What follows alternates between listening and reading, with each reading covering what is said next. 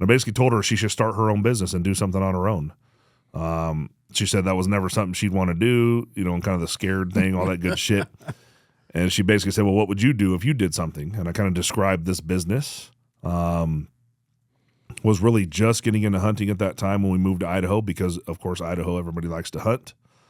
Yeah, so I guess at that time, 7 years ago, is when we kind of started hunting, which I wouldn't even call it hunting back then. It was really just a thumb up my ass and spending money.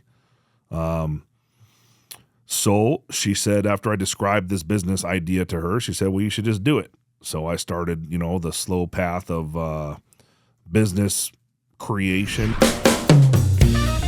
Hola, cholas and chicas. I'm with my yeses right now. Both of them are pretty loco off their feet. That's Hernandez. Sí. And that's Rique. Soy Hernandez. Hey, how you doing? They're crazy, man, but we just want to let you know that we appreciate your support. And most importantly, enjoy the podcast. Enjoy the podcast. Sí. I guess we'll need to record a new one now that we're missing a member. Yeah. I don't know why in the last couple of weeks, I kind of know why, but the pre-podcast is actually longer than the podcast. What's a pre-podcast? All the shit we were talking before we jumped into the podcast. Before we actually hit the fucking thing and go. Yeah, we what time is it? It's 11:24. We've been in, well, you showed up reasonably about a half hour late as usual. So we've been in here bullshitting for 2 fucking hours before we even start podcasting. Well, to get back on time, it's plus or minus half an hour. Well, it's 9 plus 30, so you were 30 minutes late. So I was on the correct time. Whatever. But then we pre-podcast for an hour. Which was some more digging at Ryan. Yeah, basically it's planning. Yes. Apparently I'm a great planner, and everybody knows a great planner. You are a great planner for Ryan. That's the fucking point that I was trying to make. I want you to be a great planner for our group. I agree. Yeah, I'm very surprised you agree, actually. It only took an hour of conversation. Oh, I'm as Tanya would say, I like to play a game of basically fucking duck and cover and evade. I know your fucking game. I've known you long enough now. Evade, duck, cover, move. I know your game. Yeah. Yeah. Well, it's to commit to the least amount of responsibility possible. Yeah, dude, that's a smart while move. Maintaining your freedom. Okay, so we talked about this.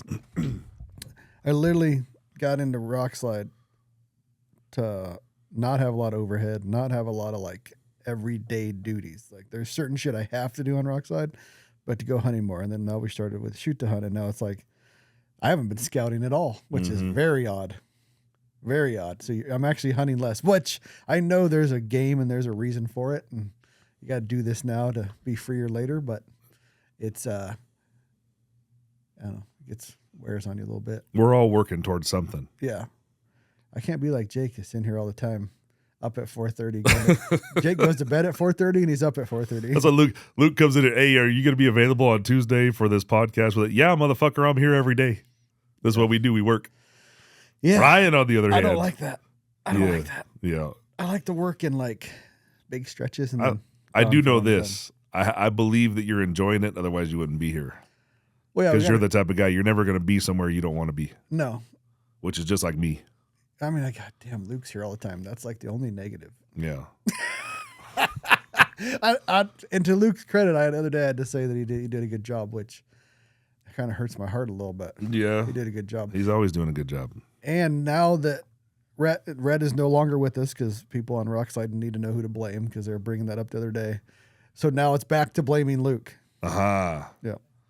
Luke's got big shoulders. So we are hiring a social media / podcast manager at the moment. Yes. So there will be a new name to blame. Yes. So Rockside, in a little while. Yeah, shortly, within the next 2 weeks, you'll have somebody else. I'll give you the name to blame for the Stockies ad being too loud. Not like literally, we had a fucking podcast, and I should have caught it, and I did. I thought I caught it because on Wednesday I knew something was wrong because people kept asking about the podcast. So I texted Rhett and I said something's up with the podcast. He said he fixed it. I should have checked. He didn't.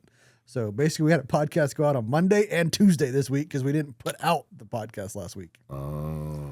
So it was a good one, too, man. It was about Trump with the freaking fight when he has American flag behind him. It was a good podcast. Yeah. So basically, if you don't hear us on Tuesday, if you don't have a podcast by late Tuesday, tell us. Yeah. And we are trying to, we have been leaning towards a female for this position. Yeah, it's like, which is, always a risk as far as we talk a lot of shit. So it can be a sensitive female. No, and we talk a lot of shit and we swear a lot, mostly Jake. Uh-huh. And we blur the lines a little bit. So it will be adjustment period. They'll be signing a contract that basically removes all their privileges of HR and this kind of shit. No right to complain. Well, fuck, we have to have an HR department. Yeah. We have a quasi HR department. That's pretty bad. So you had an interesting week on the cease and desist. Fuck, dude, it's been an interesting few weeks. So I had some personnel changes on my unknown side as well, so I kind of got through that.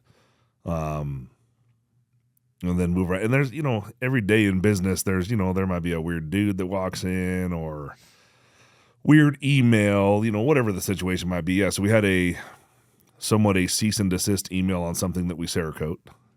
And it kind of brought up a bunch of, it was kind of a back and forth at first. And I really don't understand. So we'll just prick in it. It wasn't Cryptech, but we'll just say Cryptech, I guess, right? So it definitely wasn't Cryptech, but let's pretend that there's a wealthy businessman that walks in the retail store over here, Unknown Munitions, wanting to purchase a $10,000 rifle package. Mm-hmm. He's got a sheep hunt coming up, and motherfucker's dressed head to toe in Cryptech.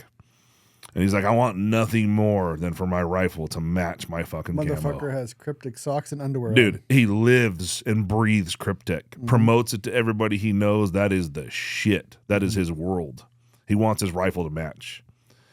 And we can do it. We can do a badass job doing Cryptech. In fact, we do it all the time. Cryptech, like you said, doesn't control their camo patterns anymore, so they're not going to come after us for it. So it definitely, like I said, it wasn't Cryptech. We can definitely paint Cryptech anytime you want. And this particular company reached out basically with a cease and desist of a trademark protected pattern, which I'm learning now that is nearly impossible to get. So I've asked for their serial numbers, and I can't find them in a USPTO search, but maybe somebody out there, maybe one of our listeners is an expert in a trademark pattern. Maybe they can contact us or whatever. But so long story short, it's not that I'm trying to do something. I'm not doing anything wrong in business. This particular person wanted this pattern to match his getup, and we said, yes, we can do it. We do a great job. We are advanced certified from Cerakote. We got a full team back there of guys that do an excellent job, and the rifle was beautiful. Mm-hmm. Matched his getup, and he was super excited. But this company in particular, they don't want you to do that. They don't want you to promote their pattern. They don't want his weapon to match his gear. They are scared of free marketing. Like so we were talking, the only argument I could see is that they don't have the control over quality, which I completely get. But they have this natural quality control called being certified through Cerakote. Mm-hmm. So you can be advanced certified through Cerakote, which could be your quality control level. Mm-hmm. And then only allow those people to administer your patterns. And like I said, we do it's a beautiful fucking rifle. It is. And I 1,000%, I 1,000% understand, want to protect your investment. Mm-hmm. This company put forth the effort, made this camo pattern. They want to protect it. But you've got to give an avenue for the Cerakote, dipping, whatever, to be able to sell that product. It's a hunting market. Yeah. And I totally understand what you're saying about that. Maybe it's a quality issue, but you are an advanced level Cerakoting. Let Cerakote tell you who those people are. Yes. And maybe even say, okay, well, send us what you have done. It's fucking easy enough. You could go on Cerakote's website and look up who the certified applicators are in your area. Yeah, you've got to give people an avenue to get that on their rifle. It doesn't make any sense. Yeah. I understand and protecting it, but I don't understand not having any other option to have somebody have their rifle Cerakoted in that camo. And it wasn't like we painted their pattern and tried to call it something of our own. Yep. They were referenced. They were given the credit. I just don't get it. Maybe one of our listeners understands a little better than we do, but. And maybe they are having a bunch of trash people out there. But like I said, I understand. Rope it in. Mm-hmm. Talk with Cerakote. Say, okay, we're going to do 20 Cerakote customers throughout the United States. Mm-hmm. And you shouldn't just blanketly do that. You should ask them to show you their quality of Cerakote they've done. Which, if you haven't noticed, you guys do a fucking fantastic job. And I would fucking tell people if you didn't. Mm-hmm. If you ever looked at the fucking hog rifle, you can tell there's some fucking talent fucking making these rifles. Oh, yeah. So it's interesting. There is no option to get that done now. It's funny, too, because the last cease and desist that I received was way back in the day when we were Alpha Unknown, and it was Alpha Munitions coming after us for the use of the word Alpha. Basically, I said, well, we don't make brass. They said, well, we plan to make ammunition, and that was, 5 years ago? I'm pretty sure they still don't make ammunition. I have no idea. Yeah. I don't follow them at all. Well, we don't use their brass or anything. So occasionally a customer will send some brass in, but they don't really. Yeah, I heard it's great brass. I'm not saying it's bad brass. Yeah. They don't make cartridges in the realm that we normally use here as hunters. They're more PRS style. Yeah, the trademark and patent industry, I swear, is kind of just built for lawyers to make money. Yeah, and like any patent or any trademark or any, there's a number of different protections that you can apply, and it all makes sense. And again, they may have it trademarked. I read that it's really hard to get a pattern trademarked, but we weren't infringing on it. We weren't stealing it. We were representing them the best way that we could with one of their customers requesting that pattern on their rifle. I mean, there was no malice, no wrong intent. No, there was no malicious, you didn't go out to just say, oh, I'm going to rip this off and I'm going to call it whatever this pattern is. Yeah, I'm going to call it fucking, Unknown Verde. You know what I mean? Yeah. So come on. Again, I totally understand their investment part, but give the option to have it done somehow, some way. And, so I have a trademark that's nearly complete for the word unknown in all the industries that we work in.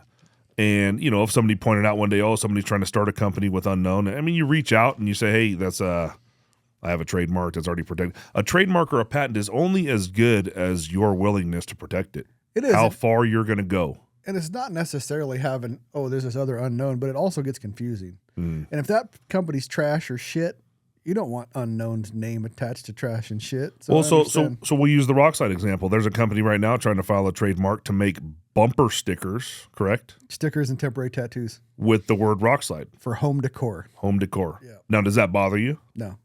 So after you looked up what categories they were going for a trademark in, it really doesn't affect Rockside as a whole. No one's ever going to associate a bumper sticker company with the forum Rockside. Yep. So it's okay. Yeah. There's no crossover whatsoever. So if somebody used the word unknown, well, it all comes down to the industries that you protect. If somebody wanted to make bumper stickers with the word unknown, I wouldn't give a shit. Well, explain something to me, because you said it earlier and I was going to ask you, but I didn't. Why can't people trademark munitions? Because too many companies, it's a general word. It's a general word in the fucking dictionary. It's not a word that's used abnormally to describe a company or something else. Like trademark water. You can't trademark the word water. You can never trademark the word water. Yeah. Gotcha. Never. So it goes back. So again, back to the Alpha Munitions thing. It wasn't, the word munitions didn't matter. That's not trademarked for them. It's only the word Alpha in their categories. So when I changed it to Unknown Munitions, not only was it a dig at them because of the word munitions, but at that point they couldn't protect the munitions. That trademark only protected the word Alpha. Well, and in my opinion, they did you a favor. They did, and I said that before. Definitely a favor. They, a lot of times, a business's name should project what you do and what your business is, and being the fact that it says munitions, people have associated us with ammunition. Basically, the word munitions means guns and ammo. So it did definitely work out better for us. But it's still just one of those things. Like little origins. How long did it take you to figure out a name after you couldn't use Alpha? Oh, you know me. I was on a flight. I was still working my previous job when this happened. Luckily, I had done mostly all of the design and it really wasn't hard to switch the name at that point. I had done most of the work myself. Gotcha. But I did have some t-shirts, some hats already. I still have shit that says Alpha Unknown on it. It cost me probably between $5,000 and $10,000 in material that I had to discard because there was a new name of the business. It didn't take long to come up with a new name. I think I was on a flight, maybe 5-hour flight, and I had a whole list of shit. And then I talked to Jess, and we ended up deciding on one. And again, the word unknown itself has actually been pretty cool because everything that we're doing going forward in business, unknown goes really well with almost any word you put next to it. Yeah, and it's easy. It's like unknown suppressors. Yeah. Yeah. With a badass logo. Yes. That'd be sweet. Yeah. Is that foreshadowing? That is foreshadowing. Pretty cool. Yeah, there's a lot of things coming. Unknowns, it's kind of like shoot ton. It's like easy. Yeah. And it's basically pinpoint focus. Well, Unknown Munitions is not necessarily pinpoint focus, but damn, it could be a lot of good, cool things. Yes. Yeah. Pretty sure I came up with the shoot to hunt too. I don't think so. Yeah. Here we go back to haha. It's like, I'm pretty sure I go with haha. Jake's like, no, I did. It's always a fight of, I'll give him Mullinator because that's a dumb name. Well, the fight. Pitcha. Luke's on the Mullinator is badass. Well, yeah. So I didn't even come. Tanya came up with Pitcha. So we're trying to make a tent. Another fucking foreshadowing. And when the name of Tanya's like, we should name it Pitcha. And I was like, what? She's like, Pitcha tent. It's easy to remember. So I pulled everybody in the shop when everybody was here. Yes. And all of them to a T said they liked it except for one person. Two people, Blaine, the old crusty. And Jake. It does do well at a poll. I will give you that. Yeah. Well, think about it. Can you remember? There's all these names of Selkirk's, Cabinets, Sorky, Absaroka, and then Pitcha. It's like you fucking would instantly remember that name. Uh-huh. Yeah. Just like Mullinator. Yeah. Mullinator. No. In 2 years, everybody will know. Mullinator is not like off the tongue. Yeah. Kind of a deal. It's not like something that you would remember. I don't know what is catchy about it, but Pitcha tent. I mean, you get it, right? There is foreshadowing in that. When you say pitch a tent, the reason I don't like it is because it's more associated with having a hard on. That's the first thing that comes to my mind. Pitch a tent is it's slang for fucking boner. Yeah, but you're half the shit we put like Hoochie Mama. Everybody knows what a Hoochie Mama is. It's a fucking call that Primos came out with, and it's fucking everybody knows. You say Hoochie Mama, and it's not the old lady in the trailer park trying to do fucking tricks on dimes. It's fucking Hoochie Mama fucking call. It's so stupid, and can't call it an elk with it because it's so easy to use. Everybody used it. But you know what Hoochie Mama is. Yes. Hood rat. Yeah. Yeah. Anyways. A side note before we we didn't know what we were doing because apparently it was my turn, but I didn't know that. So. Every time it's your turn, we don't know the fuck we're doing. We got a whole page of shit we're here. We're doing a Q&A, but I want to talk about this. Okay. Because... Well, aren't you supposed to review it or whatever? You sure you want to talk about it now? Yeah. I mean, this is just a precursor because I don't know what I'm doing exactly with it. We're going to kind of... I talked to Johnny. I'll ask you. Anyways, it's a Defiance TIX, which I find funny. Short action. Yes, it's all titanium. Short action. This is standard. So I'm going to build... This is the debate. I'm going to build a 6 Creedmoor or a 622 Creed. It's light as fuck. With the trigger, it's 17.9 ounces. That's fucking light. Yeah, there's nothing within 10 ounces. Well, I think they advertise it at like 16.8 or something on the website there for $2,000. Yep, this one was 16.5 without the trigger. They should have just called it the pounder or something. It's 1 pound. Yeah, it's light, and I don't like the bolt knob at all. But it's the standard anti-X, which everything's integrated. The rail, the recoil lug, it is freaking light. The thing I find funny, and you can't say it's funny because they had a change in leadership. They were bought out, but they came out with the anti-X because they didn't want to make a titanium action before Defiance, before Bob Beck bought them. Yep. And then as soon as Bob Beck bought them a year later, they come out with a TIX, which I find, I don't know, that amuses me. It is funny. So, but anyways, you're starting with a fucking, basically a 1 pound action. 1 pound, yep. Everything, there's no add-ons. Everything's there for the action. Yep. You can build a pretty fucking light rifle. We were talking about it yesterday. To beat this, you got to go to an AR type bolt rifle to beat it in weight. So, are you going to wait for the Rokstok light? No, I'm going to go. I'm going to put, this was that one I wanted, the other green Rokstok. Okay. Remington 700. This will be it for the time being. It won't be the lightest. I have a really light barrel for it, but it won't be the lightest. But I was trying to make a sub 5.5 pound rifle. 6 mil? So that's the question. Either 6 Creed or 22 Creed. So it's a standard bolt face. Standard bolt face. Huh. Well, as your progression moves from big to small, you're already at the 6. It really wouldn't matter if it was a 6 Creed with a 30-inch barrel or a 6 UM with an 18-inch barrel. It could still be the same bullet, right? Correct. So may as well move down to a 22 and see what we can do with some 88s. 88s, we got a whole bunch of 80s. Yep. But it'd be worth seeing, on an elk or whatever, what it can do. 22 or 20-inch? Well, if the goal is lightweight, well, you're not going to be in the lightweight realm yet with the full Rokstok. It'll be light, but Won't be light as you can, with the Rock Light. We could literally be 5-pound rifle. it'll drop another half pound. Yeah. Yeah, the action and the stock will weigh the same. Yeah. 22 Creed, dude, is we do a lot of those. Very popular. Yeah, Dion has given me some real world numbers, which they're pretty impressive. Well, if you're gonna stay short, if you're gonna do like 22 inch, then I would stick with the 80 ELDM and go from there. Yeah, I'm probably trying the 80. I have a whole pile of 80 Yeah. ELDXs, which isn't my favorite bullet, but if you have them, you might as well shoot them. Is there an X and an M both in the 80? There's an 88. I don't know that. There's an 80 and 88M for sure. There's an 80 ELDX. I have a bunch. Really? Which, in theory, it should stay together a little better for that infamous shoulder shot that it bounced off of. Uh-huh. So what? I mean, going to a 22. I thought you were super satisfied with just stopping at the 6, and you found like the God's cartridge and all that good shit. But now you're trying to go smaller. Well, I'm certainly not taking it to shoot a giraffe. Uh-huh. 6UM. But with Rockside, we got to review things. That's right. So we're gonna give it a shot.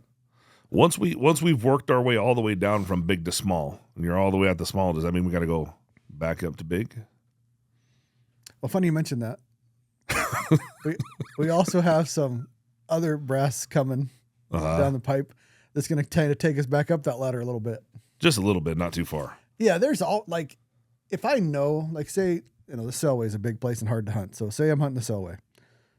There's a good argument that the 33XC is the best weapon of choice. If people are like, oh, you're going to shoot past that. If I know I'm starting at 800 and farther, which have you ever been to the Selway? It's big country. Mm-hmm. The 33XC would be a better bet than the 6UM. Yeah. Because you are literally, and it's not that we've seen the 6UM can kill a long ways out, but people say, well, if you miss or you impact on the animal, the splash is hard to see with a 115 grain bullet. Or shedding the wind.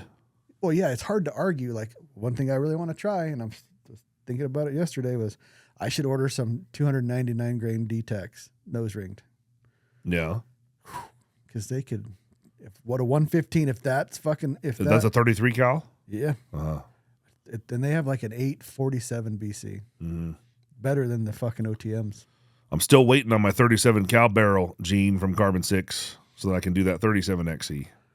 And I don't want to, speaking of that, I don't want to dog, but damn, man, they went from a really short lead time and loving people to, that's what barrel companies grow, and then they become these monsters of impossibility to get a barrel from. I think they take on these. Well, a guy walked in yesterday, we were talking about, because he's waiting on a Carbon 6 barrel from us, and at some point, imagine you had unknown munitions and an OEM approaches you and says, you know what? I need you guys to hand make me 100 rifles a month.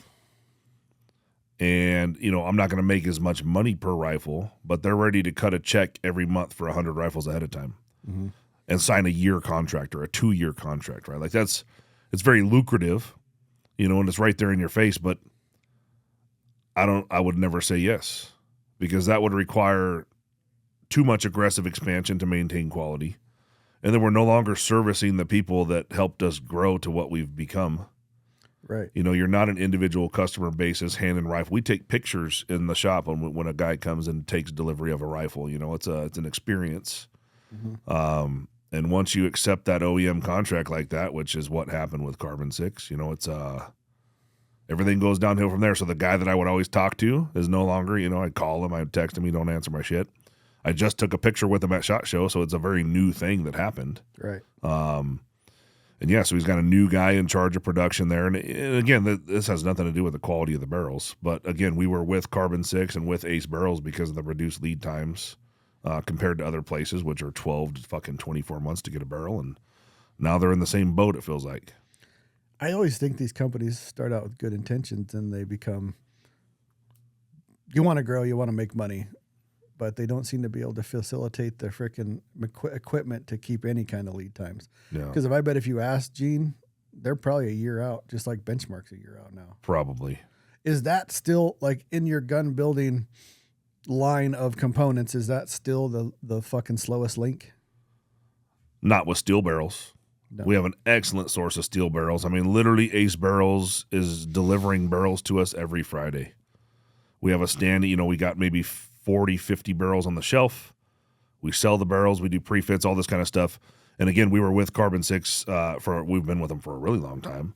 Their lead times have generally been better than almost all other manufacturers, but we were with, I was at the point where we were ordering 50 to 60 barrels at a time from Benchmark, basically every quarter, to keep those barrels flowing in because it was taking 12 to 16 months to get them.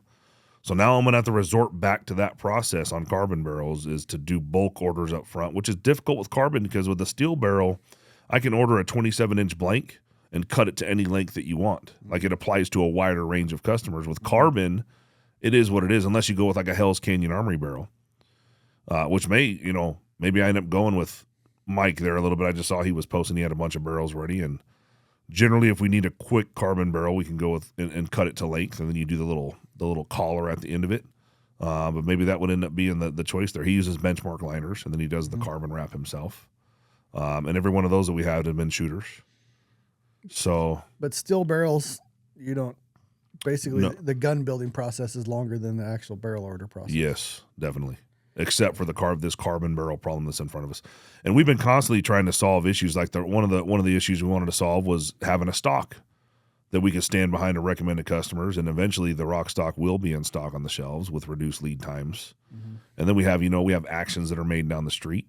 Almost every other accessory component of the rifle we make in house. We'd have a stock on the shelf, and again barrels on the shelf, and hopefully that we can service customers pretty quickly, and even have some Tika builds that are ready to go, out in the shop. And that would be the plan. And it was working well with the carbon situation just up until recently. So I don't know when they took the contract or what happened there, but he's got a new guy that Jessica gets when she calls. It used to always be Gene that answered the phone every single time. Anyways, Gene, you always have these visions of what the person on the other end of the line is when you talk to him. Gene does not fit his voice. He does not.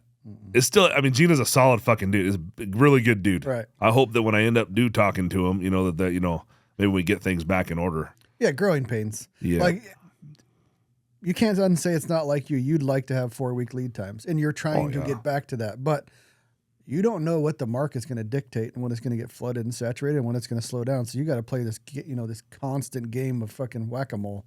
It's difficult. That's why almost every custom rifle builder in the country today, you place an order for a build, you put down a half deposit, and then he orders all your parts. We try to make every effort to have most of that stuff in stock. You do your best, but yeah, our actions have a really short lead time because of our relationship with BAT. We actually have actions of almost every shape and flavor on the shelf right now. Generally, an action would be a long lead time also. Actions don't necessarily seem to be, with Tikas being your builds and bats, you seem to be pretty flush with actions ready to go. Yep. Then we got a new guy coming on board for some affordable 700 actions, like sub $1,000. That's going to be happening here pretty quick. And then possibly Montana Rifle Company control round feed actions available as well. So we got a couple other things going on. Give you guys some options. Yeah, the funny thing about actions is we've done the controlled round feed podcast, and I hesitate. That's why you never use the word never, because I believe I said or you said or one of us said that we would never use a control round feed. And with the Montana Rifle Company, deal, if it goes through, I almost guarantee we'll both probably try center freeze rifles. Oh, we have to. Center feed. Yeah. Center feed. Yeah. Struggle. Control round feed. Control round feed. I don't know why I keep saying center. I don't know. Now we're back to we will try them. Yeah. Well, they if it's everything that has been touted up to be, then we'll have another option for you. Yeah. Blaine will be over there just. Oh, he's already. I told you so. He just walked in the office this morning, dude. He's all, do you mind if I contact Montana Rifle Company, see if I can't get an action coming? Oh, did he? Did he? Yeah, yeah. What does he want to build, do you say? I think a 375 H&H. Oh, that makes sense. Yeah. He's romantic sort. Yeah. Which is not a bad idea. Now that we have the wood Rokstok, it might be somewhat of we could kind of make a new old rifle. Be kind of cool. I don't think we really talked about the wood Rokstok either. Uh-oh. So how did that all come to fruition? Well, it all started off with Form. We were in a little meeting here, and Form made casual mention, which I'm always the guy that I hear these little tidbits of information that kind of stick with me. So he made a casual mention of if somebody actually loved him, they'd make him a wood Rokstok. That's what he told me, or told us. So I happen to know. I don't remember any of that I conversation. know you don't. We have this we have that conversation all the time where you tell me, oh, yeah, we had this conversation and I said this. I'm like, dude, that never fucking happened. Well, yesterday that did happen at some point.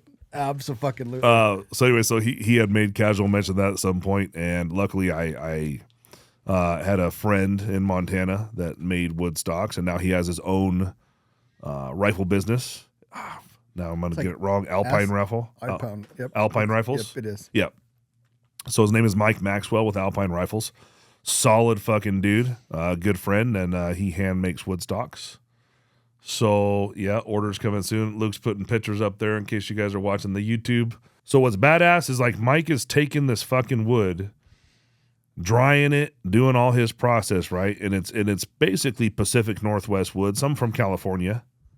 Yeah, and somebody asked me on Rockside, I don't know if it's in the thread or private messages, is this is like, what's the company, Dakota, like the quality of that. Well, it is, but it isn't. Like you could send him, if you have a piece of walnut or if you have some freaking fancy wood that you wanted made, you could, I imagine you could send him to have it made. Absolutely. So the wood stock idea, the cost of the wood stock all starts with your blank of wood. Like his labor process to make the stock and do the stippling or do the checkering, that's all cost that's kind of set in stone. The price of the stock, the final price of the stock really depends on the amount. You could spend $5,000 on a piece of Turkish walnut from a 900-year-old tree, whatever the situation is, right? Like you can spend a lot of money on your blank of wood. Our goal is to kind of be on the sub 2,000 total cost on the stock. So, maple, walnut, these type of things. He's got some really cool colored woods coming out of California. And yeah, again, so the start of the cost of the stock starts with the blank of wood and then moves forward from there. And this is the lead time. Do they have that down yet? This is not going to be unlike the Rokstok. So basically, we will probably have a few stocks on deck, probably some Tika inlets because that's easy. But every wood stock will be bedded to your action. Like it's going to leave here as a premium unit that has been fitted for your barreled action. So it's not going to be you order it today and get it tomorrow. Yeah, and this is another thing that came up on the Rokstok thread on Rockside is, oh, you can't even catch up with all the orders and you're already starting. This has fucking nothing to do with stockies. Oh, yeah. This is not a carbon stock made at Stockies. This is a handmade wood stock from Montana. Yeah, totally different source. Has zero to do with the freaking inventory on carbon rock. Somebody actually said that? Yeah, it's like fucking smartasses. They're like, come on, dude, catch a clue. We're not going to fucking produce something before we fucking produce the stocks that we already ordered. Yeah. It makes no sense. If that was a chain of custody or whatever you want to call it. Yeah. The Rokstok wooden stock's all on its own. Yep, and he's so there have been some questions about humidity and things like this. So he's solid dipping or a full dip on each stock. So every nook and cranny gets sealed. We are going to do our own testing. So the first one is in-house. It literally just got done being bedded. We saw it right before the podcast. And it will be tested severely by Mr. Form himself in Alaska here in a few weeks on their big hunt. Yeah, I feel bad for that stock because it looks good. It ain't going to look good for a while. People say, people think I don't like wood stocks. People bringing that up. No, I don't dislike him. I just know what I'm going to do to it. Yeah. And it's not going to be. The carbon stock will still look good, scuffed up. Yeah. The wooden stock's going to have fucking dents. Definitely. I would say it has more character, right? So this one, it's 35 ounces, the one that we've been advertising, and the Rokstok comes in at 26. So we're talking about a half pound more. Yeah. And we can probably even get that weight down just a hair. Of course, the cost is going to be something like 3 times the cost. So, there's a lot more cost there, but Form believes that the resonance of the recoil coming through the stock is a lot more muted in a wood stock than it is in the carbon stock. Yeah, the reverberation of something with the wood. Reverberation. Yeah, there's not as much like tuning fork effect. It's like dead. Dead. Yeah. Dead is a good word for it. Yeah. Another thing that somebody brought up, what is that made out of? And it has like a freaking big strip going down the middle too, laminated in there. Okay, so it's a solid piece of walnut that he started with, and then he cuts the walnut long ways 3 times, and he inverts the wood grain. So the first piece is going the right direction, the middle piece is flip-flopped, and then the third piece is reversed long ways. And then by reversing all those grain patterns, you're strengthening the stock immensely. So because of our Rokstok design coming across the grip area with that thin slot right there, the laminated part, now we can do it out of a solid piece, but laminated, it does reduce the cost a little bit because you can use different types of, or different chunks of wood, right? So it does reduce the cost a bit, but it's greatly increasing the strength of the stock. And you can barely tell looking at the stock that anything, as far as the laminated part, like it's not, when you say laminated, it makes me think of a laminated wood. Yes. Like a melamine or something like that. That's not what we're talking about. It just means that like three pieces are glued together. It's a Boyd's laminated stocks with the stack. You can see the stack. The thing about this stock when I grabbed it is it actually, I love the carbon Rokstok, but that actually feels better in your hand. It's that stippling pattern he's got there is a little different than our acid texture. It's a bit wider of a pour, and it kind of has a little grippier feel. It does. And so when do you think they'll be up? I hate the word pre-order, but are they pre-ordered? Are they custom ordered? Order as you go? How are they doing it? Yeah, it's gonna be, like I said, we may carry a few Tikas in house just because we do Tikas all the time, and depending on the barrel inlet, it's gonna be really damn close. But in all reality, if you have a 700 or a Model 70, it's gonna be kind of a per order basis. He should have all the form stocks done within 6 weeks. Yep. Once all that's done and we're confirmed that all the testing went good, all that good shit, then we'll open up for orders. But I would say the overall lead time will probably quote 8 to 10 weeks, something like that, to give Mike enough time to literally make it by hand. And again, this is a totally separate deal than the Rokstok. Yes. And if you wanted to get your own piece of wood or you wanted him to find a specific type of wood, that's going to add some time there. The guy that's ordering a handmade wood stock, this is not meant to get to you tomorrow. No. Yeah. But it'd be cool if the Cerakoting things, you get like a black stain on that shit. Yeah. You could make some pretty fucking wicked looking rifles. Yes, definitely. Interesting. On the Rokstoks, they've been flowing in really well. They've been looking really good. They've been coming in and going out. We got a 5-man team back there now in Cerakopte just handling business. Yes, and 20 to 30 a week have been going out the door. I know people are getting them because I'm getting messages saying I love my new stock. I'm getting pictures of their rifles on tripods and things like this. So it's moving. Yep. That's all I got on that stuff. I had a question that I got asked a couple times about the 6UM. It's about the pressure. So when we get this, the pet load for the 6UM is 66 grains of 570, 60,000's off the lands. The pressure question is, how far over am I 65,000 PSI? Well, if you believe quick load, we are right between 64 and 66,000 PSI. So we are right in there. And what tells me that we are right in there is I'm getting 6 to 8 shots on a piece of brass. So it's definitely not. People think that we shoot 3,300 out of a 20-inch barrel that we're running 80,000 PSI. It doesn't seem to be so. So that load, 66 grains, a 570 with a 115 DTAC, shooting with a 20-inch barrel, shooting around 3,300 feet per second, is about 65,000 PSI. Because I've been asked that multiple times, so I'll just put it on here. Not like Jake's 300 Ultra that's like 90 fucking thousand PSI, one shot brass life.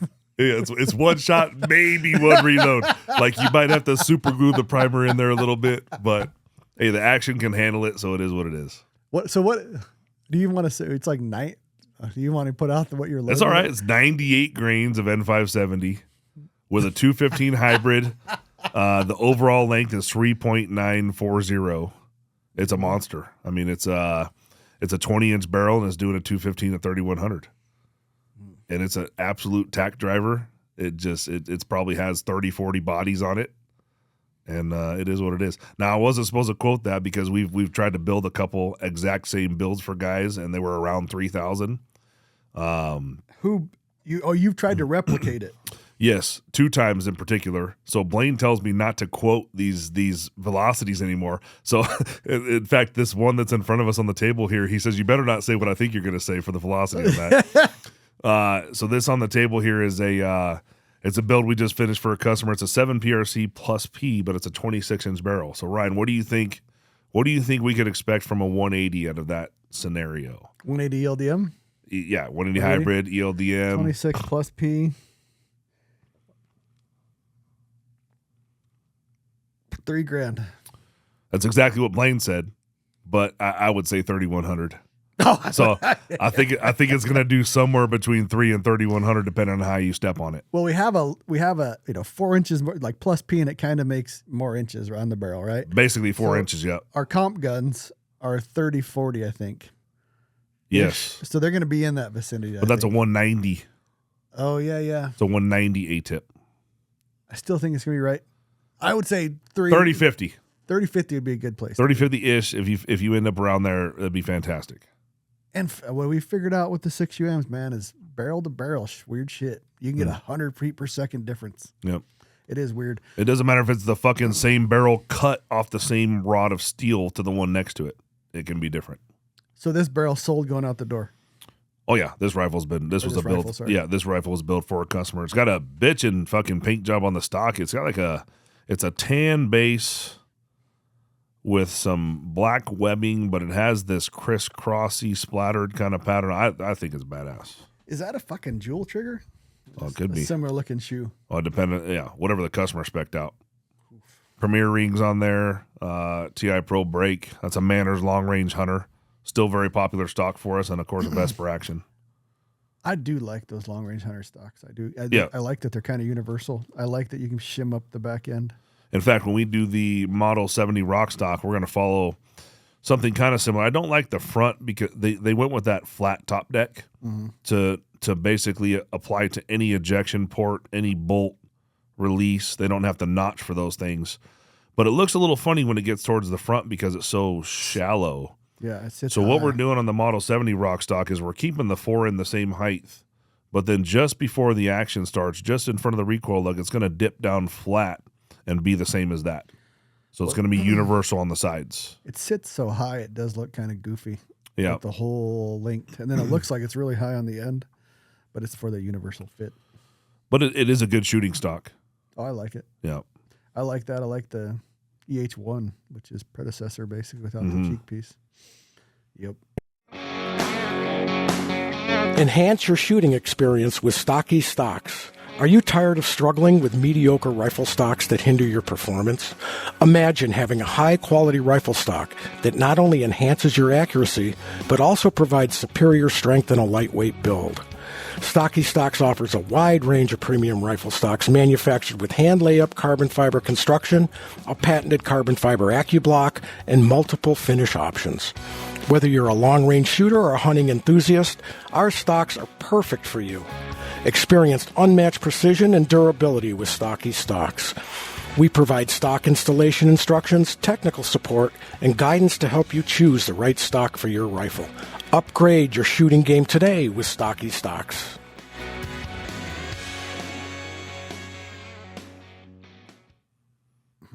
We ain't really talked about nothing yet. Oh, dude, we covered lots of ground. The other thing, JC Custom Kydex. Yeah. He called us out on Instagram yesterday because we said, I don't know if I said or you said again, but that he wouldn't hit 32 feet per second. Oh, on a 6 PRC. Yeah, but what I'm pretty sure I said, because I fucking have done this a lot now, Oh, it was is you. with 115. It was with you. He wasn't hitting 32 with 115. It was so, 108. So I asked him, that's what I said. I bet you, did it say one? Did he show Yeah, one? 108. Oh, I just texted him. I was like, that's 108 to 150. That's not a 115. Yeah. And he said it was 108. Yeah, 108. So to me, you're still, look at the 6UM, right? And everything about that's hot rodded. Uh-huh. And I believe a 108, you'd probably shoot 3350, 20-inch barrel, 3350, 3380. So I could see you can shoot 108s at that speed, but I still think you're pushing it right. You're not Jake's rum yet, but you're on that path for brass life. Hey, there's nothing wrong with the rope. There's nothing wrong with one use brass. Oh, don't get me wrong. I always say this, man. I want my rifle like a dragster, dude. Yep. As fast and straight down that thing, one pass. And pass. Unfortunately, dude, N570 just loves to fill the whole fucking case up. It loves to be right there on the very hairy edge of high pressure. That's where it loves to be. So if that bullet kills an animal and you can't reload that brass, who gives a shit? No, like remember when we did the 6UM, we just filled it to the top. Well, of course, the other crowd's going to be, oh, we need to practice with the rifle. Well, we do practice quite a bit. We just don't practice with that. That's what 223s are for. Yes. Literally, we have the same rifle built in 223 that I have for 10 years. Yeah. The hog rifle. So it's nice because we went and shot the other day, and we're going to Africa at the end of the month. And he said that basically you're shooting off tack, you're shooting off tack tables. Mm-hmm. So we went and shot off tack tables at Fernan real quick. And Actually, we're going to bring that tripod, and we allowed to talk about that? yeah, I don't remember what he said. He said the name, and now I'm fucking terrible with names. What was? You remember the name? I don't know, but fucking Rob brings in Hercules. this. Yeah, brings in this. Is that the name of the tripod? Yeah, Hercules. I'm talking more about the tripod's great, but this whole idea of that crossbar Yeah, I don't between even, the two legs Yeah, is a good idea. is And badass. you're fucking very stable. Very Yes. stable. So basically, it was a universal, maybe 24-inch crossbar with rubber mounts on each side that pivot. It's meant to go across two of the legs of your tripod.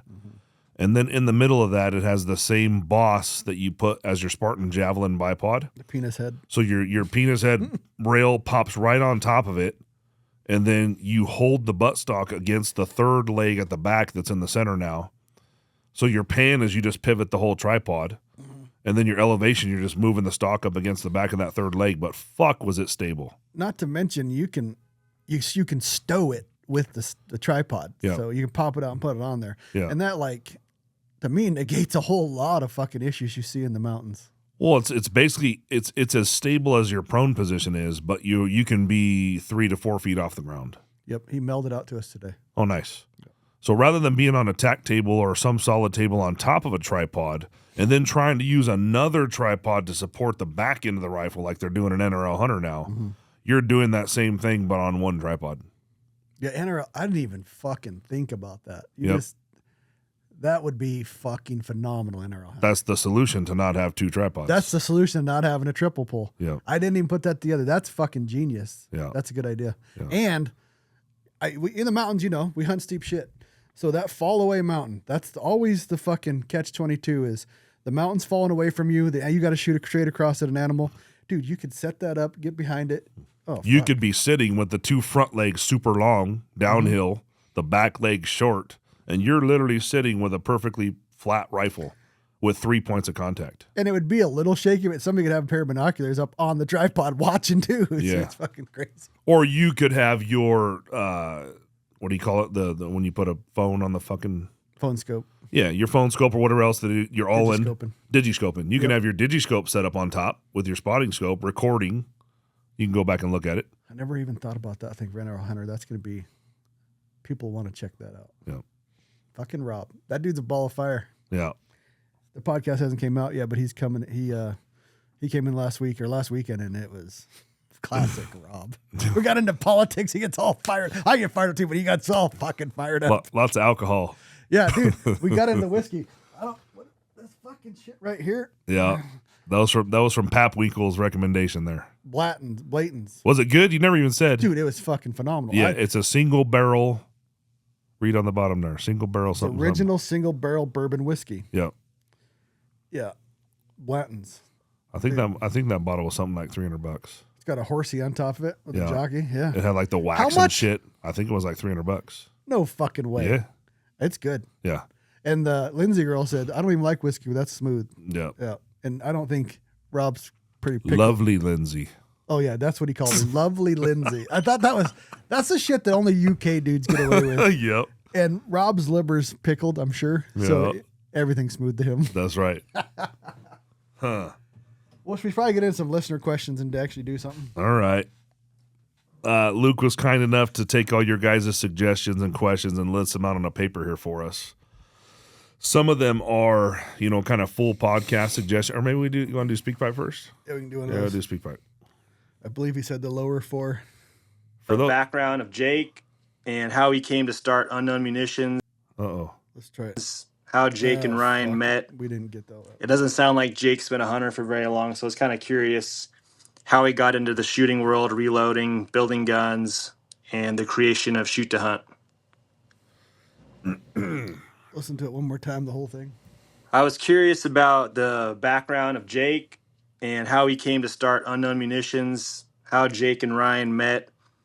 It doesn't sound like Jake's been a hunter for very long, so I was kind of curious how he got into the shooting world, reloading, building guns, and the creation of Shoot to Hunt. But how long we been recording so far? An hour. Okay. Well, that'll take me about 15 minutes to tell that story. Yeah. Just do the fucking the non-form version. The non what? The non-form version. Like literally, we asked, "Can I get the quickest possible?" All right. To the story. Okay, so I had a buddy named Dave Sullins who I was a mountain biker at the time, and I wanted him to get a mountain bike, so I had somebody to ride with. And he said, "Well, if you get a rifle, come shoot long range stuff with me. I'll get a mountain bike." That's how I got the first rifle. It was a Bergara HMR Pro 6.5 Creedmoor. And then, of course, I deep dive all the way the fuck into that shit. At the time, I thought that was a good rifle. I actually tried really hard to get that particular model, throughout my research. And then I started loading for it because I wanted to do load development. So then deep dived into all that situation. If I was to put this in a year, it'd probably be 2017, 2018, somewhere right there. That was in the beautiful Southern California at the time. Yuck. And then we decided to move, so we moved up here to North Idaho. I think we've been here for 7 years. They had a caravan about 2 million people. Yeah, no shit. At the time, so I worked for a company called Prevost Car. Prevost is basically like the multi-million-dollar motorhomes, charter buses, things like that. I was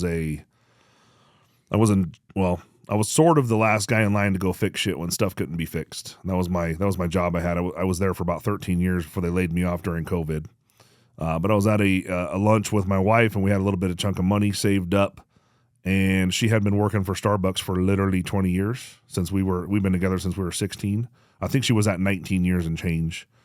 And I basically told her she should start her own business and do something on her own. She said that was never something she'd want to do, and kind of the scared thing, all that good shit. And she basically said, well, what would you do if you did something? And I kind of described this business. Was really just getting into hunting at that time when we moved to Idaho because, of course, Idaho, everybody likes to hunt. Yeah, so I guess at that time, 7 years ago, is when we kind of started hunting, which I wouldn't even call it hunting back then. It was really just a thumb up my ass and spending money. So she said, after I described this business idea to her, she said, well, you should just do it.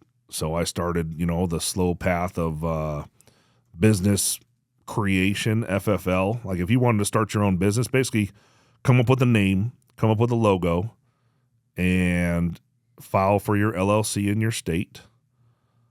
From that point, I needed the ATF, approval to build weapons and things like that. So we went for FFL 07 and SOT2. That was probably a 7 to 8 month process before that got all approved, and I actually had the paperwork. At the time, I needed the FFL 07 to manufacture ammunition. Then you start looking at website, insurance, all those kind of little details that add up. You got to get an EIN number that attaches to your social so that you can basically operate a business with tax-wise, federal taxes. And all these steps kind of come together. And then there was a day where everything was done and it was time for me to pull the trigger and start spending money. And that's where my wife got cold feet. And like I'm talking, somewhere between $50,000 and $100,000 to start buying stuff. And when I told her it's time, I'm going to start spending money, of course, she got scared.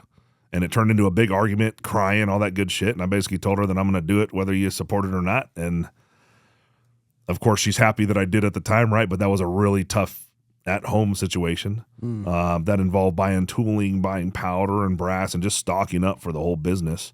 This was in a one-car garage at that time. So I had cleared everything out. I built cabinets and, did the whole shebang, kind of sealed it off from the rest of the garage. And I bought all the stuff and I paid to build a website. We went live on 10/1/2019. Started getting some orders coming in. I really wasn't advertising in any way. I had no marketing, but I did start an Instagram about 6 months earlier that I had been working on building up to the business. Funny story, that's actually when I was on the whole long range only situation was when I started that Instagram, and I already had a business name, and that's when he accused me of, you remember all that shit. Yep. So we went live with the website on 10/1/19, and we had maybe a sale every other day, and we were loading ammo, and then it was more sales and more sales. That was right when COVID was about to hit. I had set up all my accounts beforehand, so we were doing pretty good. And then COVID hit, and we were loading ammo like crazy because everybody was buying everything they could find. We had a real good account with ADG Brass, so basically every ADG Brass box that showed up was pretty much sold before it got there. And the business slowly grew. My wife was able to quit her full-time job that she had for 20 years at Starbucks and load ammo with me. She was really loading ammo with me like every night. I did a lot of load developments myself. I was doing maybe 3 trips to the range every business day. And that's actually that's how I met Ryan. Ryan was unhappy with his current ammo supplier and happened to hear about, how did you hear about us? Oh, I saw your Instagram. Somebody showed me your Instagram post, and what irritates me, I was just looking, is I got some mixed shit from Choice Ammunition at the time, and some was good, some was bad. But the company that Peterson was part of for a while, fucking Spark, they fucked me. How I literally reached out to Jake is I ordered a bunch of shit from Spark, and I don't want to be honest, I don't remember what it was. Can't fucking for life remember. Anyways, they didn't deliver. They literally screwed me out of money. Yeah. And I literally called Jake and I was like, I don't want to order from, his shit online was good, but a lot of people trick people online. Yeah. I was like, I want to see the fucking place, see the person that's going to make this next, I don't want to get screwed out another $1,000 of ammo. And so I went over to your shop or your garage. Yeah. They literally were in 2-car garage there and just one of the 3-car garage. Really just on the one side of the garage. When you came, like early on. I don't know how early that was, but it's pretty early. I think that was the beginning of 2020, somewhere right around early, right after COVID started. Damn, it seems like it was a lot longer ago. So then, there wasn't really any type of business relationship at the time. You ended up coming back. We did some podcasts together, which I think did really well. Well, and I think the first thing you did was wrote the article on load dev. On Rockside. Yep. And I think that was even before the podcasts. Yeah. Then we did the podcast, and then it's inevitable. If you have a person that loads ammo, I'm going to be a part of that. Mm-hmm. Definitely. Because I didn't want to load ammo anymore. Yeah. Because if you know anything about this podcast, I'm a procrastinator. Yeah. So it's just easier to have fucking Jake guys do it because they were doing it. And that kind of fostered and grew into what it is. And now. it happened to be good ammo. Oh, fantastic. And I was doing a lot of 300 rum. Like the first 300 rum ammo he loaded for me, I was like, oh, yeah. Yeah. And then you did some Terminator, remember Terminator ammo? And you did the load dev on the Terminator ammo. Yep. And I was like, oh. It was going good.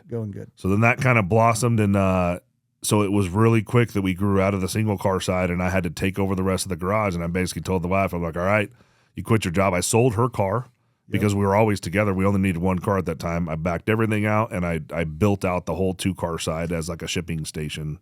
At one point, it was your whole house because you had the fucking laser etcher in your bedroom. That's right. I bought I was like at a desk, like in the ammo area, doing all the communication type stuff and emails, and then I needed that room for the business. So then I moved into my bedroom at the desk. Then I actually got the laser. What did I get the laser specifically for? I forget what I got. I got the laser for a reason, and then I didn't know how to use it, so I had to teach myself how to use it. And that was in the bedroom. I was burning shit up in the fucking bedroom. I gave him remember, I still have that one cup. He burned into a Yeti, like 50 different logos. Yeah. Rocks. There's just shit tons of logos on this Yeti. Yeah. So then 3-car garage, and then that ended up being, more and more employees. We were parking down the street. HOA was mad. There was a business building opportunity that came up. So we signed on a building that took like 6 to 12 months before we got there. And damn good, because by the time we got there, we really fucking needed it. There's that article. Oh, yeah. The load development article. Yeah, the one with the Redding turret die, that's the side of his garage that he started on. Yeah. Yeah. Yes. Yeah, so then from there, so when we were actually in the 3-car garage and I was ready to move out, I started to talk to Ryan about doing our own podcast. And that's when I came up with the name Shoot to Hunt. I did. Not true. Fucking shit. So not true. So the idea was that the podcast was going to be in the empty single car garage because we didn't want it attached to the business to stay quiet and things like that. So that was kind of the plan. And it never really came to fruition even after we moved here. It wasn't until I got the second side of the building over here that we had a room that I could build a podcast room. And that's when it. Yeah. A lot of the Shoot to Hunt side of that from my side was, as much as Rock Slide, we tell the truth about all the hunting side, I say a lot of stupid shit. Mm-hmm. And I didn't want that necessarily reflect onto a Rock Slide podcast. Mm-hmm. Like, I respect Robbie. Robbie's, good Christian side. And I run it. I could say I'm a Christian guy, but I run heathen a lot. Mm-hmm. So I didn't want it. If you listen to our podcasts, I didn't really want that necessarily reflecting right back to Rock Slide because it wasn't fair to Robbie. So literally, so even today, there's the Rockslide podcast, Avery Adventures podcast, which you haven't done in a long time, but it's still there, Yeah. and then the Shoot Down podcast. Yeah, and the Rockside one is, well, Robbie's been kind of spearheading lately, so it's really a little bit gear and a lot of mule deer. So then I had the idea after the Shoot to Hunt. So basically, I built the podcast room here, and you know, I kind of had the lead ride on a little bit, you know, in the beginning, and get it all going and started, and yeah, we had to. He had his kids. Slave labor ended up in here. oh, dude, nothing wrong with child labor. No, A lot of ammo you guys have shot were loaded by children back in the beginning. Yep. Yeah. Had his daughter stapling up or gluing up the sound tiles up on the top of the Oh yeah. And then so then Shoot to Hunt became, you know, it was just the podcast. Then we realized pretty quick we wanted a media guy or a marketing guy to cover most of the businesses. So we all pitched in to bring a marketing guy on, and then that was 2, and then that was 3. And here we are. Now we're 8,000 square feet back there of manufacturing and building rifles, and have to actually work. Yeah. Yeah. So that's kind of the story. And yeah, I was never a hunter before. I still don't consider myself a very well experienced hunter. I have the fortunate ability to lean on a lot of people that do know what they're doing, which makes us look successful when we probably shouldn't be. Yeah, like when did you shoot your first animal? We were in Salmon, Idaho on our first hunt. I had just bought a wall tent, and me and my boy, I said, we're going up there for 2 fucking weeks. Never done it before. Never done it before. So we got wall tent side by side. Never been in that area before. Mid-October, like literally we were there for opener. The funniest shit is, so that night, the night before opener, we could hear the fucking elk bugling everywhere. Like we were up at like 2 a.m. in the pitch black, just looking, just listening to them, and it was intense. And as soon as opener happened the next day, not a single fucking bugle. It was fucking intense. Like to me, I had never heard never anything like that in the wild. Were there other people around you? Yeah, it was kind of like a campsite, so there were a few other people around, not too much, but like it was loud and proud. Like they could have been 100 yards from the back of the tent. Wow. Hardcore bugling. The moment the fucking sun came up, never heard another bugle for 2 weeks. Never heard another goddamn bugle, but they were there. You're sure it was elk and not a person bugling? It was elk. It wasn't a moo cow. It wasn't a fucking pig. For those of you that watched the fucking Cow go moo. the Rokstok video with us hunting and shit, I thought it was a So you didn't see an elk in 2 weeks?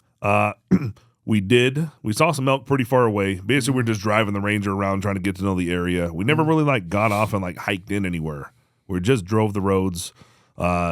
We were actually driving out to go do laundry and shit one day, and there was this very narrow spot off the road that was not private property. It was like a corner that came down and met at the road, and we were right there, and there was fucking elk right here, and there was a spike in there.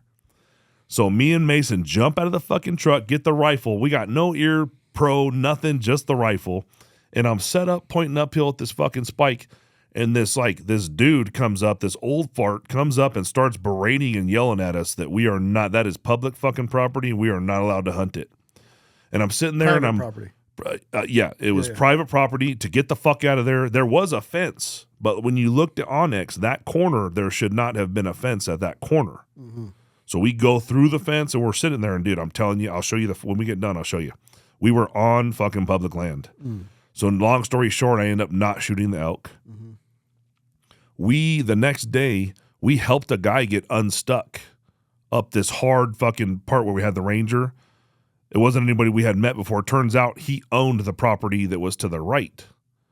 And I told him the story, and he says, oh, yeah, that's old cranky fuck elder, whatever the hell his name was. And he says, yeah, you could have shot that elk. I called I went to the game, fucking the fish and game. I showed him on the map. They said, yeah, you could have shot the elk. No, that sucks. So after I told him that, he says, dude, I have that same group of elk keeps walking through my property. He says, I said, I have service up in my tent. He says that he'll call me when that spike is back. So he called me, and we went right down there, and I was on his goddamn patio with that 300 Norma that Daryl built for me at Bat Machine. Mm-hmm. And I smoked that spike, and it was like a hard fucking 30-degree up angle. It was snowing. Couldn't get a range on him. But anyways, I dropped the elk. He went up there with his tractor. We fucking gutted the elk out, split it. That was my first real elk experience, and it was all because of that guy helped me. That just sounds like good karma. It was, you know, and I wasn't confident enough at the time to sit there and look at Onyx and tell the guy to fuck off. Right. Because I knew I was on public. I just didn't have that. I probably still don't have that confidence level, you know. But that was the first meet, man. I shot a deer with a dude screaming at me. Really? Yeah. You would do some shit like that. I said, watch this. So yeah, if you're confident and you know you're in the fucking right, then do your thing. Yep. This guy was literally just trying to stop access because he lived on the road. Yep. This whole place was state ground. I'd hunted it for, anyways. Yeah. Yeah. People are assholes. Yeah. But karma came back and fucking got you. It did. Yep. And that was my actually until I shot this bull in Montana, that was my biggest bull was that spike. Well, that was a big upgrade then. It was. Yeah. That's why I'm happy. 5x5. I was Was it a happy. 5x5? It was Yeah. 5. Yeah, it was. It was a good looking. Don't discount It was my a fully 5x5. formed 5x5. It was a good looking animal, and that was my monster. It's still my monster right now, and you can't take that shit away from me. What I find funny is like, what was it, a day later, 2 days later, your son had an opportunity at a far bigger elk and didn't take it. True. That's funny. True. You're not talking about the one that walked into camp. Basically. That was like a 4x4. Oh, was it? Yeah. Yeah. But he had an opportunity to shoot other elk. That's when I sat there and told him that, dude, if it's next to camp, that adds a point. Like that motherfucker was a 5x5. You should have shot that. I don't know why we just don't sit there because elk seem to flow right through there. Dude, that is, and it comes and goes. But there's been a lot of elk through that spot right there. Yeah. Which Well, we're going back to this year too. Yes, sir. So that's my story. Alternate list for the win. Yeah. And you know, whoever asked that question, hopefully you hear that part. And if anybody ever has any questions on how to like get a business going, I'll tell you this: after being in business for 5 years, you look at money entirely differently than you used to. Not because it's not like I have money. You just look at money differently, where there's good debt and bad debt, things like that. And there are a lot of steps moving along in business. There's been a lot of scary spots, even stupid shit like the fucking cease and desist email I get yesterday. You know, there's just stupid shit in business along the way.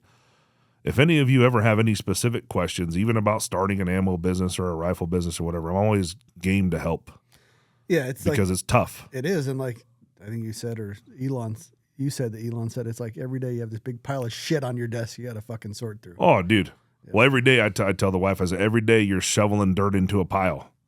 And the pile keeps getting bigger. Like, you know, you're working towards something, even though there's no money. There's not a lot of money in fucking business initially. You know, most people that own a small business make their money when they sell, not during the process, because of course we're self-employed and you know it's a process. But you can build your mountain. You're shoveling your mountain every day, and at some point you can choose to stop shoveling if you want. I've been self-employed far longer now than I was employed, and I will say this going into it is, you have to be able to take stress and relieve stress, because it's a stressful fucking environment. You got to be a stress monster. Yes. It is, in between my wife and I, she is nothing. She cannot handle stress. Those are polar opposites. I handle the brunt of the stress in the business and making everything happen, all that, but I could not do it without her. Like, she has her very specific organized role with tedious attention to detail, and she can do the tedious tasks that I don't have the brain for. And she has a really fucking good memory. Dude, she remembers everybody's face and names, and like she's great on the phone. And so she has all the things that I don't have, which makes us a great pair. But neither of us could do it on our own. And it does take a team. And on top of that, it takes a further team of people. Like, there are about 25 people that work in the building now between SRS and Unknown and Shoot to Hunt. But it takes a fucking awesome team of people to be able to do the shit that we do. So nobody can ever do it by themselves. And if you ever hear somebody take credit, like we know some assholes we've had on the podcast that basically believe that they've created the entire long-range game for the rest of the world, and it's their way or no way. And yes, it's not that way. You learn real fast in any industry as being self-employed. It's about relationships. Yes, and you have to, as much as you want to burn bridges down, and I'm not the greatest person to talk to this, but you have to have good relationships or it won't work. And you'd be surprised the amount of assholes that I think in small business, once you're in it for so long, you got to like hand off the reins or something to somebody else that's public facing. Because some of these guys, they get burnt out and they continue to be the face of the business or the person on the phone or the person on the email, and they're just bad for business. There's a lot of assholes in business out there. That was like funny to me early on because I could be the face of Rockslide. Me and Robbie could be the face of Rockslide every day. But you know what? Not everybody likes to see me every day. Nobody likes to see Robbie every day. Nobody likes to see Jake every day on UM side. To me, you should have lots of people facing the public and talking because then you're not a one-trick pony. Yeah. And if inevitably, if they don't own it, somebody's probably going to move away or go away. And then if that's your guy, you lose all that credibility. You should have 5 or 6 front-facing people, in my opinion. Definitely. Yeah, we experienced that lately, having one of our lead dudes basically walk off the job, and I had never had anybody walk off, so that was kind of a lesson that I learned. Well, a few lessons in that situation, but you need good people, and you got to take care of your good people. And yeah. All right, one more speak button. We're done because we're right. over an hour. What's funny to me is I got to quit saying what's funny to me because I said that twice now. It's like when Biden in the election said the idea of this. He said that like 9 times in that debate. Yeah. Or how Kamala rephrases the same 3 words 4 different ways. Oh yeah, now she says the same thing. Now she's flip flopped completely back to be a moderate, which she's a fucking liar. My name is Jeremy. I've been drinking the Kool-Aid from you guys for a while, and I'm all committed to getting myself a rifle with a smaller caliber, but I just don't have the money to do it right now. Can you guys talk about some tips for how to work on spotting your shot if you do have a heavier recoiling rifle? For myself, I have a 30-06 Hala 1500, and yes, I want a Tikka something small, but I just can't do it right now. For this season, can you talk about some tips that would be great for us that do have the bigger rifles? Thanks a lot. Love you guys' work. First off, is he blow drying his hair in the shitter? Because that's what it sounded like. It sounded like he was driving his blade, like he was driving a piece of heavy equipment. That too. Like he's calling because he's listening to us while he's working. We appreciate it. Yeah. It's hard to, that blowing sound is interesting. Yeah, the biggest thing you can do, in my opinion, is body position and get a Rokstok. Body position. Yeah, I mean, maybe the guy doesn't even have a muzzle brake on. Muzzle brake would be, I always snapped like these decisions of it that you would think he'd already have one. Yes. But muzzle brake. Yeah, start off, I mean, how a 1500 doesn't, I believe it doesn't come threaded, just like a Tikka doesn't. So get your muzzle threaded. We charge $130 to thread your muzzle. We have every fucking muzzle brake you could want to put on your rifle. So I'd start there if you don't have a brake. Definitely get some training lessons, shooting position, having your body lined up directly behind the rifle to absorb that recoil. If you're jumping left or right when you pull the trigger, that has to do with your body position. Now, like with a 300 rum, dude, it doesn't matter how good you shoot or how good a brake is on it, that motherfucker jumps. Yep. So in situations like that, like we literally built the Rokstok to reduce muzzle rise and to be a positional shooting stock. I can tell you that it does do a great job helping you shoot a big magnum.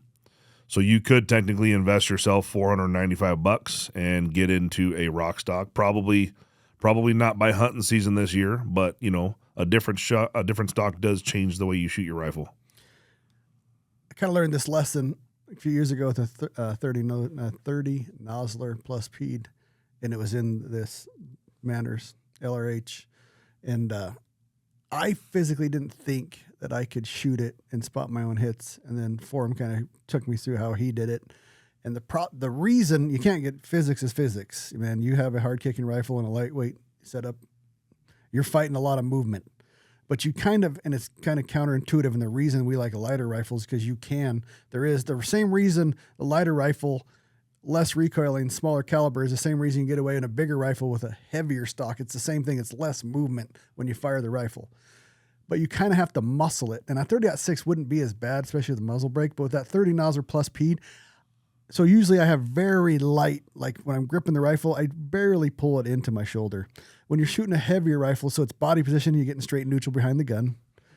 And you have to kind of muscle that, in my opinion, is the way I do it. You have to muscle it into your shoulder to hold it in place a little more than you would a lighter recoiling rifle. You got to fucking hang on a little bit. Yeah, you got to, somebody say like trying to choke a snake. Yeah. You got to pull it into your body a little more and muscle it a little more, which is not the best way to shoot a rifle. No. And body position. Yeah. So that'd be the answer to that for me. And Jake's muzzle brake. We sell those. Muzzle brake, stock, shooting position, pulling it into your shoulder a little more. Don't free recoil it. maybe even the scope. I mean, maybe his scope has a really high magnification or and that's lower small magnification. objective. The lower the magnification, the bigger field of view, the more you're going to see. Yeah. But it's if your body position is all fucked up, and as soon as you shoot, if you're at an angle, 90-degree angle to the rifle, in line. The reason you want to be in line is because your whole body is supporting that recoil, so it stays in line. So you want to keep that body position as straight as possible. Biggest magnification as possible, lowest magnification as possible. Biggest field of view as possible. Muzzle brake, kind of all the things Jake touched. And then get out of that 30-06 because nobody shoots 30-06 anymore. Yeah. That's not true. A lot of people fucking shoot 30-06. You ever pay on that note? Like I pay attention now when I go to smaller towns. Okay. I walk in, I look at their ammo selection. Yeah. And you can't say that a 30-06 is always on the shelf anymore. Yeah, really. But you know what I do see still is 300 Win. So, Definitely. That's never gone anywhere. yeah, like 30-06 was the 60s, 70s, 80s, 90s. Now I'd see 308 before I see 30-06. So it is interesting how the times are changing. I don't believe we've ever chambered a 30-06 here. Not one. Not one. Well, that's interesting. Yeah. You chambered, outside of forums, you chambered or messed with 308s?